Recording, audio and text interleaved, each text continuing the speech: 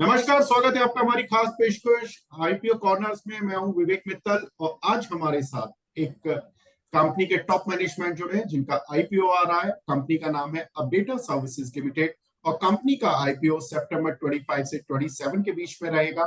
Price band 280 से 300 rupees के बीच में है और कंपनी के टॉप मैनेजमेंट हमारे साथ जुड़ चुके हैं। हमारे साथ जुड़े हैं mister Amitabh Jaipuria, non executive director हैं, और साथ ही हमारे साथ जुड़े हैं मिस्टर बालाजी स्वामीनाथन जी, कंपनी के सीएफओ हैं। बाला सर, अमिताभ सर, आप दोनों का बहुत बहुत स्वागत है सर।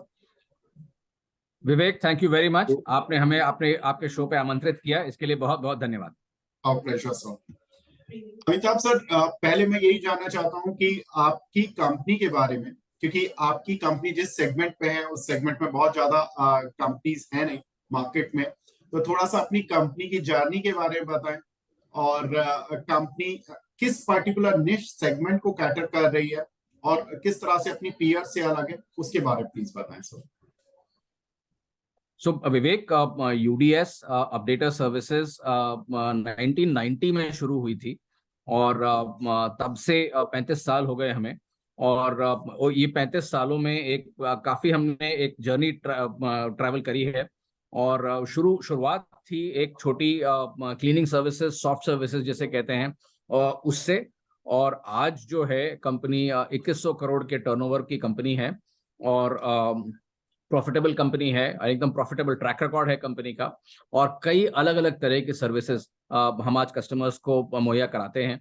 और क्लीनिंग सर्विसेज और hard services, production support services जो हैं, इनको हम इंटीग्रेटेड फैसिलिटी मैनेजमेंट सर्विसेज कहते हैं। तो ये एक हमारा बड़ा सेगमेंट है। और दूसरा बड़ा सेगमेंट है हमारा बिजनेस सपोर्ट सर्विसेज का, जहां हम अलग अलग तरह की सर्विसेज जैसे एयरपोर्ट ग्राउंड हैंडलिंग है, एम्प्लॉय बैकग्राउंड वेरिफिकेशन है, ऑडिट एंड एश्योरेंस है, मेल रूम मैनेजमेंट है, और सेल्स एनेबलमेंट। सेल्स एनेबलमेंट यानी यहाँ पे हम कंपनीज के साथ, अपने कस्टमर्स के साथ काम करते हैं उनके रेवेन्यू बढ़ाने के लिए, उनकी मदद करते हैं उनके रेवेन्यू बढ़ाने के लिए, सेल्स के लिए। तो इस तरह की सर्विसेज जो हैं आज हम प्रोवाइड करते हैं। और हमारी जो कंपनी की मार्जिन है, इंडस्ट्री लीडिंग मार्जिन है, करीब ऑलमोस्ट 7% की मार्जिन है। और हमारे काफी अच्छा ट्रैक रिकॉर्ड रहा है। कंपनी शुरू हुई थी 1990 में। रघुनंदना टंगिराला हमारे फाउंडर हैं और हमारे चेयरपर्सन हैं। और आज जो है हम बाजार अप्रोच कर रहे हैं आईपीओ के द्वारा। और ये हमारे लिए एक सौभाग्य की बात है कि आपके चैनल पे हम आपसे बात कर रहे हैं। Thank you very much sir. और Bala sir, I just want to know about the IPO proceeds and how you will utilize this amount post IPO, and what could be the shareholding structure post IPO? So we are doing a 400 crores of primary issue, right? तो ये 400 crores में 133 crores हमारा date जो retire करने के लिए है वो यूज करेंगे, और 115 crores है वो फ्यूचर वर्किंग कैपिटल के लिए यूज करेंगे, और 80 crores है हमारा ब्लाइंड पूल है एक्विजिशंस के लिए। अभी तो कोई एक्विजिशन टारगेट नहीं है तो इसीलिए वो ब्लाइंड पूल में आ रहा है। और बैलेंस 72 जनरल कॉर्पोरेट पर्पसेस के लिए यूटिलाइज करेंगे। जी अमिताभ सर, जिस तरह का आपका आईपीओ का स्ट्रक्चर है, like you are just paying some amount of debt, और डेट का बहुत बड़ा आपके आईपीओ से बहुत ज्यादा लेना देना नहीं है। You are just supporting your working capital needs and then you are just targeting some inorganic route के जरिए आप कुछ कंपनी एक्विजिशन प्लान कर रहे हैं। सर, ये टाइमिंग की वजह से आईपीओ ज्यादा इंपॉर्टेंट था, या आपको लगा था कि बिकॉज द स्टॉक मार्केट बहुत अच्छा चल रहा है इस समय, तो ये टाइमिंग थी, या ये कंपनी को सही में एक ऐसा सोच थी कि जरूरत है इस पैसे की और इसको फ्यूचर नीड्स के लिए रख लेते हैं? विवेक, ये एक आपने अच्छा सवाल पूछा है, लेकिन बस बाजार का उतार चढ़ाव तो होता रहता है। हम लोग बाजार को टाइम कर नहीं सकते हैं और करने की कोशिश भी नहीं करते हैं। हम लोग अपना बिजनेस मैनेज करते हैं और हम लोग अपने इस चीज पे ध्यान देते हैं कि कस्टमर की सर्विसेज जो हैं वो ठीक तरह से हम उनको मुहैया कराएं। और ये जो आईपीओ का प्रोसेस होता है ये भी एक लंबा प्रोसेस होता है। तो हम लोग करीब 1.5 साल से इस पे काम कर रहे हैं। और ये अच्छी, मतलब ये जो वैल्यू है इस कंपनी की, ये इन्वेस्टर्स के सामने रखना चाहते हैं। और जहां तक पैसों की दरकार का सवाल है, देखिए हमारा जो डेट इक्विटी रेशियो है वो तो बहुत ही कम है। मतलब अगर आप नेट डेट देखें कंपनी का तो सिर्फ 12 करोड़ है। 0.03% नेट डेट इक्विटी रेशियो है। तो हमने जितने एक्विजिशंस करे हैं, हमारे जितनी नई कंपनीज हमने ली हैं, वो सारी कंपनीज कंपनी के खुद के कैश जनरेशन के द्वारा ली है। तो इसीलिए एक भी कंजर्वेटिव कंपनी है, और जो हम कैपिटल एलोकेशन करते हैं बहुत सोच समझ के करते हैं। और इसीलिए आप हमारा जो रिटर्न ऑन कैपिटल एम्प्लॉयड है, अगर आप वो भी देखें, ROCE, तो इस इंडस्ट्री में लीडिंग ROCE है, ऑलमोस्ट 24% का ROCE हमारा है FY23 का। तो इसीलिए ये जो वक्त है, ये एक मतलब बाजार चाहे ऊपर होता या नीचे होता, हमने अप्रोच किया है एक सही टाइम पे। और हमें जो है मोतीलाल ओसवाल हमारे जो इन्वेस्टर हैं, वो कुछ शेयर्स बेचेंगे, और हमारे जो प्रमोटर हैं वो कुछ थोड़ी सी अपनी शेयर होल्डिंग डाइल्यूट कर रहे हैं। लेकिन जो प्राइमरी रीजन है, वो जो प्राइमरी इशू है, वो करीब 400 करोड़ का, जैसे बताया बालाजी ने, हमारे CFO ने, और वो ज्यादा बड़ा कंपोनेंट है। तो जो OFS कंपोनेंट है वो छोटा कंपोनेंट है, करीब 8 मिलियन शेयर्स, करीब 80 लाख शेयर्स हमारे जो प्रमोटर्स हैं वो बेचेंगे। लेकिन जो मेन कंपोनेंट है वो प्राइमरी कंपोनेंट है। तो इससे भी इन्वेस्टर को काफी कॉन्फिडेंस आना चाहिए कि जो पैसा है वो कंपनी में जा रहा है और कंपनी की ग्रोथ के लिए जा रहा है। बिल्कुल पॉइंट टेकन सर। और ये बहुत इंपॉर्टेंट होता है कि कंपनी का OFS आ रहा है या IPO आ रहा है। So your company is showing the IPO thing, और OFS बहुत छोटा है, so it's interesting obviously. Bala sir, जिस तरह की कंपनी की शुरुआत, जैसा सर ने बताया कि एक काफी समय पहले हुई, ऑलमोस्ट 30 इयर्स हो गए आपकी कंपनी को स्टार्ट हुए, उसमें प्रॉफिट की ग्रोथ किस तरह की देखने के लिए मिली, किस तरह से आप शुरू हुए थे फाइनेंशियली, और रेवेन्यू अगर मैं बात करूं तो पिछले 3 या 5 साल की ट्रेंड किस तरह का देखने के लिए मिल रहा है सर? ओके, तो लुक, अगर हम टॉप लाइन देखेंगे तो टॉप लाइन फ्रॉम FY21 में अगर हम देखेंगे तो we were about 1200 crores. Then we moved into 1500 crores closer, so 1483 crores in FY22, and about 2100 crores in FY23, right? And on the profitability margin wise अगर आप देखेंगे तो 5.95 से we have now come to closer to about 7%, so 6.89. And over the last 2-3 years, there are a lot of acquisitions that have happened into the BSS space, the business support services. तो उसके हिसाब से जो IFM का margin है वो लो रहता है और बिजनेस सपोर्ट सर्विसेज का मार्जिन ज्यादा होता है, तो इसीलिए ब्लेंडेड बेसिस पे अगर आप देखेंगे तो मार्जिन ऊपर गया हुआ है। सो वो एक बात है। And coming to the numbers of the adjusted EBITDA, so we were about 72 crores in FY21, वो 108 crores बन गया FY22 में, और 145 crores बन गया FY23 में, right? So that is the kind of growth that we have seen in the last 3 years. Perfect sir. Amitabh sir, जैसा कि कंपनी के आपने बताया कि इनऑर्गेनिक ग्रोथ की तरफ कंपनी काफी रही है, आपके जो पास्ट एक्विजिशंस है सर, ओवरऑल ग्रोथ में कितना कंट्रीब्यूट कर पाए हैं अभी तक जो कंपनी आज खड़ी हुई है, और आगे आपका प्लान क्या है कि ऑर्गेनिक रूट को ज्यादा ग्रो करना है या इनऑर्गेनिक रूट को? विवेक, हमारा जो बिजनेस मॉडल है ये एक बहुत सोचा समझा मॉडल है, और इसमें जो ऑर्गेनिक ग्रोथ है, जो बेस बिजनेस है, उस पे काफी ज्यादा एम्फेसिस है, काफी ज्यादा अटेंशन है उस बिजनेस पे, और जो इनऑर्गेनिक है वो उसके ऊपर आता है। लेकिन जो मेन है, जो कोर है, वो तो ऑर्गेनिक ग्रोथ ही है। और अगर आप देखेंगे तो हम लोग क्या करते हैं कि 12 महीने अगर हो जाएं एक्विजिशन के बाद, तो उसको ऑर्गेनिक मानते हैं, क्योंकि उस कंपनी के मतलब जब एक्वायर हमने कर ली है तो उसके बाद में उसको ग्रो करने की जिम्मेदारी जो है वो तो हमारी होती है। और अगर हमारा आप ट्रैक रिकॉर्ड देखेंगे, हमने अभी तक 4 बड़े एक्विजिशन किए हैं और 4 छोटे एक्विजिशन किए हैं लास्ट करीब 15 सालों में। तो और हमें एक्विजिशन करने की कोई जल्दी नहीं रहती है, और हम बहुत सोच समझ के परख के प्रमोटर को परख के एक्वायर करते हैं। हमारा एक्विजिशन का एक मॉडल है, प्रसाद मॉडल बोल के, और उसके हिसाब से हम करते हैं कि मतलब सही दाम देना है, सही प्रमोटर के साथ बिजनेस करना है, और ये जो मार्जिन हैं वो एक्रीटिव होनी चाहिए। जैसे कि बालाजी ने बताया कि हमारी जो आज मार्जिन है करीब 7% की मार्जिन है, 6.89%, तो उसके ऊपर होना चाहिए वो। इस तरह की थिंकिंग हमारी रहती है जब हम एक्वायर करते हैं तो। और दोनों जो हमारे जो BSS सेगमेंट है जो ज्यादा करके एक्विजिशन से बनी है, और हमारी जो IFM सेगमेंट है जो हमारी 100% खुद ने हमने बनाई है, मतलब जो कंपनी की जो ओरिजिनल बिजनेस थी उसी की जो ग्रोथ है, आज के दिन में दोनों की जो ग्रोथ है वो करीब वो दोनों स्ट्रांग है। और इसीलिए आज जो आईएफएम सेगमेंट है वो 70% रेवेन्यू कंट्रीब्यूट करती है और 40% EBITDA कंट्रीब्यूट करती है। जो बीएसएस सेगमेंट है वो 30% रेवेन्यू कंट्रीब्यूट करती है और करीब करीब 60% EBITDA कंट्रीब्यूट करती है। हमें लगता है कि अब ये जो रेशियोज हैं ये काफी स्टेबल रेशियोज हैं और ये आगे जाके मोटा मोटा इसी तरह चलेंगे, क्योंकि दोनों सेगमेंट्स जो हैं वो स्ट्रांगली ग्रोथ करेंगी। हमने जो हमारे आरएचपी के साथ में जो एक फ्रॉस्ट एंड सलिवन की इंडिपेंडेंट इंडस्ट्री रिपोर्ट लगाई है, उसके हिसाब से भी जो दोनों मार्केट्स हैं ये भी करीब 16-17% ईच ग्रो कर रहे हैं और हमारी जो ग्रोथ है वो उसके ऊपर है। तो दोनों सेगमेंट्स ग्रो कर रही हैं। Organic is very very important to us. Inorganic जो है सोच समझ के करते हैं और वो उसके ऊपर आती है। एक दूसरी बात मैं आपसे कहना चाहूंगा कि हमने जो भी इनऑर्गेनिक एक्विजिशन करी है वो सारी जो इनऑर्गेनिक जो एक्विजिशंस हैं वो प्रॉफिटेबल है। और जो एयरपोर्ट ग्राउंड हैंडलिंग बिजनेस जो हमारी है, जो हमने खुद ने बनाई है एक दूसरे पार्टनर के साथ मिलके, वो बिजनेस में भी आज पुणे एयरपोर्ट जो है वो अच्छा कर रहा है, पटना एयरपोर्ट, वाइजैक और ये सब शुरू हो चुके हैं और हमारा जो सूरत एयरपोर्ट है वो शुरू होने वाला है कुछ दिनों में। और इसके अलावा 14 और एयरपोर्ट हैं। तो ये बिजनेस को छोड़ के बाकी सारे जितने एक्विजिशन हैं हमारे, सारे आज के दिन में प्रॉफिटेबल है।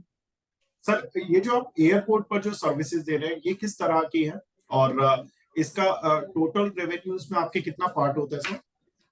ये जो एक्चुअली रेवेन्यूज में बहुत ज्यादा अहम नहीं है ये बिजनेस, लेकिन एक अलग तरह का बिजनेस है, क्योंकि हम मानते हैं कि एयरपोर्ट्स जो हैं एक इकोनॉमिक एक्टिविटी के हब हैं और एयरपोर्ट्स के तहत बहुत सारी इकोनॉमिक एक्टिविटी होती है। तो एयरपोर्ट्स में हम इंजीनियरिंग सर्विस तो पहले से दे रहे थे आईएफएम के तहत। आईएफएम जो हमारी बिजनेस है उसके तहत इंजीनियरिंग सर्विसेज तो हम करते ही थे। और ये जो एयरपोर्ट ग्राउंड हैंडलिंग है ये एयर साइड बिजनेस है। मतलब जब जैसे हवाई जहाज जब आता है लैंड करने के बाद, जब टर्मिनल में गेट पे आता है और वहां से लेके जब हवाई जहाज वापस पीछे जाता है वापस उड़ान भरने के लिए, उसके बीच में जो कुछ कार्रवाई होती है, जो कुछ सर्विसेज होती हैं, यानी कि बैगेज हैंडलिंग हो गई, रैंप मैनेजमेंट हो गया, जैसे जब एयरक्राफ्ट आता है तो कभी लैडर लगती है या एयरपोर्ट ग्राउंड पावर देना होता है, तो इस तरह की सारी सर्विसेज हम देते हैं वहां पे। लेकिन रेवेन्यू अगर देखेंगे तो 2100 करोड़ में ये सिर्फ 20 करोड़ है लास्ट ईयर। तो मुश्किल से 1% रेवेन्यू है, लेकिन ग्रोइंग बिजनेस है। और मैंने खाली इसका एग्जांपल इसलिए दिया था क्योंकि जब मैं बता रहा था कि सारी हमारी एक्विजिशन जितनी हैं उसमें से सारी प्रॉफिटेबल हैं। एयरपोर्ट ग्राउंड हैंडलिंग भी इस साल जो है अच्छा कर रही है। तो क्योंकि आपने सुना होगा कि एविएशन काफी उस पे ऊंचाइयों पे है आजकल और फ्लाइट्स बढ़ रही हैं, ट्रैफिक बढ़ रहा है और ये कोविड का जो प्रकोप था वो काफी कम हो गया है, अब खत्म हो गया है एक तरह से। बिल्कुल। बाला सर, अपने revenue just to add on the global ground handling, in 23 the revenue is only about 20 crores is what is there in the top line, so it is very small, insignificant as on date. Okay. Bala sir, I just want to know कि आपका जो revenue mix है वो किस तरह से है? Like सारा कुछ काम आप डोमेस्टिकली उठा रहे हैं या कुछ है आपको ग्लोबली भी आपको कुछ मिलते हैं ऑर्डर्स? ओके, सो इसमें टू सेगमेंटाइजेशन बताता हूँ। One IFM and BSS. अगर आप देखेंगे तो IFM in 23 contribution is about 72% and 28% is of top line is coming in from BSS. And अगर आप प्रॉफिटेबिलिटी देखेंगे तो वो उल्टा रहेगा। So that is one. Second, coming to your question on the geographical spread, right. जो हमारा sales enablement business है उधर हम कुछ काम बाहर क्लाइंट के लिए करते हैं, export. We have subsidies outside. Whereas matrix में जो ऑडिट एंड एश्योरेंस करते हैं, there we have clients outside India but service delivery India से होता है। तो अगर आप पूरा टोटल कंसोलिडेटेड लेवल पे देखेंगे तो आसपास about 7 to 7.7% would be the export business that we have, or the earnings in forex that my revenue is contributing to. The balance, everything is coming in from domestic only, pretty much predominantly domestic. Okay. So विवेक, 92% जो हमारी revenue है Indian है और करीब 8% revenue, 7.7% revenue जो है वो dollar denominated revenue है। मेनली डिनेव हमारी जो एक कंपनी है और मैट्रिक्स जो एक दूसरी कंपनी है। सर, विद इन इंडिया ये रेवेन्यूज किस रीजन से ज्यादा आते हैं या अक्रॉस इंडिया है सारा कुछ? ये तो अक्रॉस इंडिया ही है। पैन इंडिया प्रेजेंस है हमारा, 125 पॉइंट्स ऑफ प्रेजेंस हैं और 4500 से ज्यादा लोकेशंस हैं जहाँ पे हमारे कस्टमर्स और उनकी साइट्स हैं।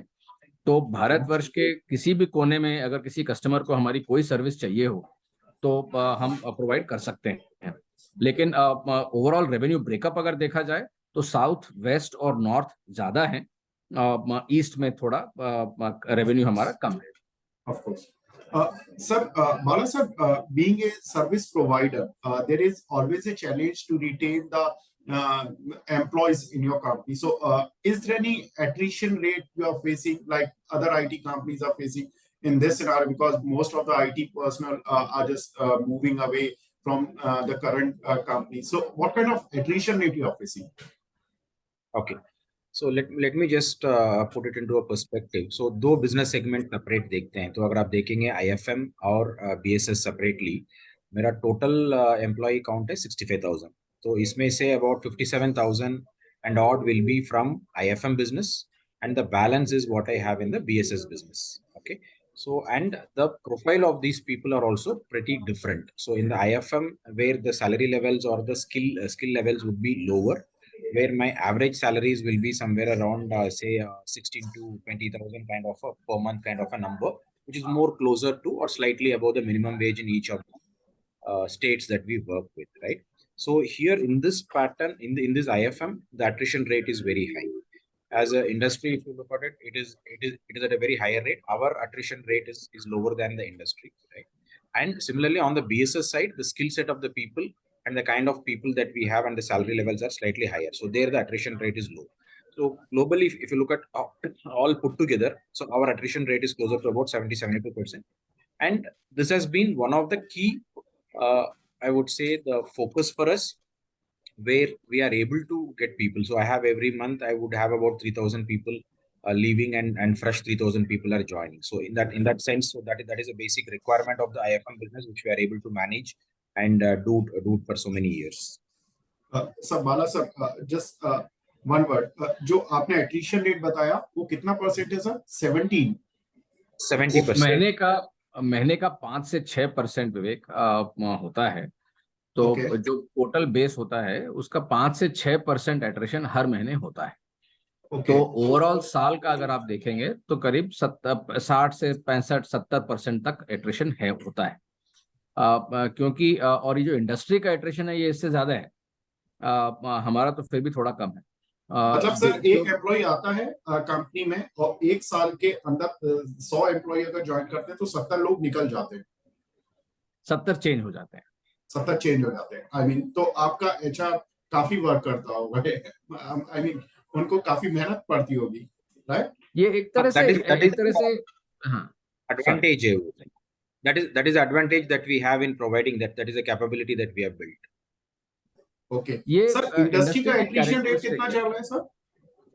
ये हमारे क्या है ना विवेक, एक बिजनेस नहीं है। तो जैसे अब अथीना जो है वो उसकी कंपैरिजन जो उसकी तुलना जो है आप एक बीपीओ से कर सकते हैं। आईएफएम जो है वो एक अलग तरह का बिजनेस है, सेल्स एनेबलमेंट वगैरह जो हैं वो अलग तरह के बिजनेसेस हैं। तो इसलिए एक इंडस्ट्री का नंबर आपको देना थोड़ा मुश्किल हो जाएगा। लेकिन हर जो ब्लू कॉलर वर्कर वाली जो इंडस्ट्रीज होती हैं, मतलब आप जनरल स्टाफिंग देख लीजिए, आप आईएफएम देख लीजिए, आप सिक्योरिटी देख लीजिए, इस तरह की हर कंपनी का जो एट्रिशन होता है वो 5, 6, 7%, 8% तक महीने का होता है। सो क्योंकि कई कंपनीज का तो होता है कि भाई अगर 100 लोग से शुरू किए हैं अगर अप्रैल में, तो अगले अप्रैल तक वो ऑलमोस्ट 100 घूम जाता है, मतलब ऑलमोस्ट 100% चर्न हो जाता है। तो एडवांटेज हमारा ये है इसमें विवेक कि हमारे 125 पॉइंट्स ऑफ प्रेजेंस हैं और दुनिया भर में, अपनी भारतवर्ष में कहीं पे भी हम रिक्रूट कर सकते हैं और ट्रेन करके डिप्लॉय कर सकते हैं। जी, तो सर आप रिटेन करने के लिए जो सैलरी हाइक्स लेते हैं, पिछले 3 साल में आपने एवरेज सैलरी हाइक कितने दिए हैं सर? विवेक, ये जो वर्ग है वर्कर्स का और एम्प्लॉइज का, इनकी सैलरीज जो हैं वो मिनिमम वेज रिवीजन हर स्टेट में होती है और जैसे ही वो रिवीजन होती है वो हम पास ऑन करते हैं। और कुछ स्किल सेट्स के लिए जो सैलरीज हैं वो या तो कस्टमर डिटरमिन करते हैं, कस्टमर के हिसाब से कस्टमर जो बताते हैं वो देते हैं। तो अलग अलग इंडस्ट्रीज में, मतलब हम तो कई इंडस्ट्रीज में काम करते हैं, तो अलग इंडस्ट्रीज में अलग अलग परिस्थितियां हैं, लेकिन हर जगह पे हर स्टेट में जहां काम करते हैं वहां जो मिनिमम वेज रिवीजन होता है उसके हिसाब से सैलरी इंक्रीजेस हम देते हैं। तो आपको एक नंबर देना थोड़ा मुश्किल है, क्योंकि ये जो सैलरी लेवल्स हैं ये state by state, site bye site और स्किल लेवल के हिसाब से अलग अलग होती हैं। चलिए सर, इसको थोड़ा सा इजी कर लेते हैं कि एम्प्लॉय कॉस्ट जो आपकी पोर्शन में रहती है वो पिछले 3 साल में किस तरह से ट्रेंड कर रहा है, उसका ट्रेंड क्या है sir?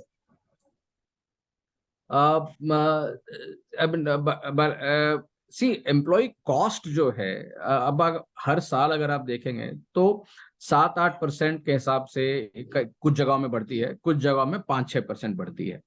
So that is the approximate range. Perfect sir, point taken. Sir last question, Bala sir, जो आपका जो मैं अगेन थोड़ा सा डेट लेवल पर आ रहा हूँ, क्योंकि नेट डेट तो सर ने बताया कि केवल 12 करोड़ था, तो डेट टू इक्विटी रेशो बहुत कम था। सर ग्रॉस डेट कितना था? Gross debt as at March 23 is about 174 crores. 174 crore है। 174 करोड़। उसमें से सर आप कितना पे करने जा रहे हैं? 133. 133 133 करोड़ आप पे कर देंगे, बिल्कुल। तो ग्रॉस डेट आपका काफी कम हो जाएगा। Point taken sir.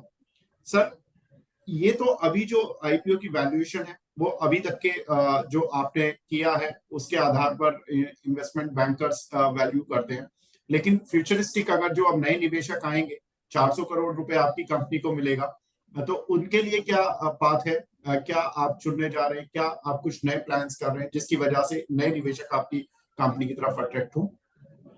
विवेक, हमारा मानना है कि 35 सालों में हमारा जो ट्रैक रिकॉर्ड रहा है वो देखते हुए और हमारा जो पूरा आरएचपी डॉक्यूमेंट है उसको पढ़ के समझने के बाद इन्वेस्टर को, निवेशक को निवेश करना चाहिए, और वो करेंगे। और हमारी जो नंबर्स हैं, हमारे जो आंकड़े हैं, वो अगर आप इंडस्ट्री में कंपेयर करें तो उसकी तुलना में अच्छे हैं। ओवरऑल अगर आप देखें तो मार्जिन हमारी 7%, fast growing company, fast growing market है, और हमारा जो रिटर्न ऑन कैपिटल है वो 24% है, जो इंडस्ट्री में काफी अच्छा है। तो ये सारी चीजें देखते हुए जो प्राइस बैंड है ये डिटरमिन किया गया है, और इसके हिसाब से हम बाजार में आए हैं, और निवेशकों को ये अपॉर्चुनिटी है निवेश करने की।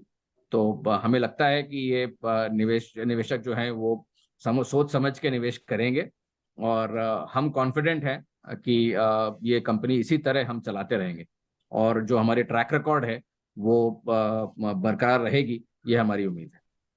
बिल्कुल। Bala sir, last question sir, last 5 year की सीएजीआर रेवेन्यू और प्रॉफिट में अगर कुछ कैलकुलेटेड आपके पास अभी हो तो 3 साल 5 साल जो भी आपके पास हो sir.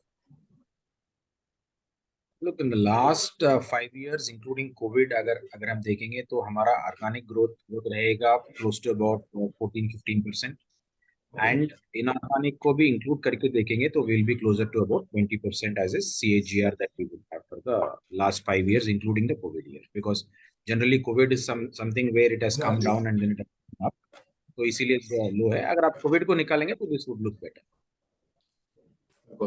Thank you Amitabh sir, thank you Bala sir, and wish you all the best for your IPO. आपने सारे सवालों के उत्तर दिए हमारे, और बहुत बहुत शुक्रिया sir.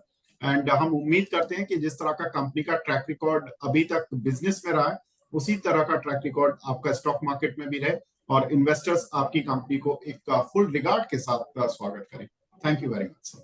Vivek, thank you very much, and आपने हमें मौका दिया आपके चैनल पे आने का, इसके लिए बहुत बहुत शुक्रिया। Our pleasure, sir. Thank you.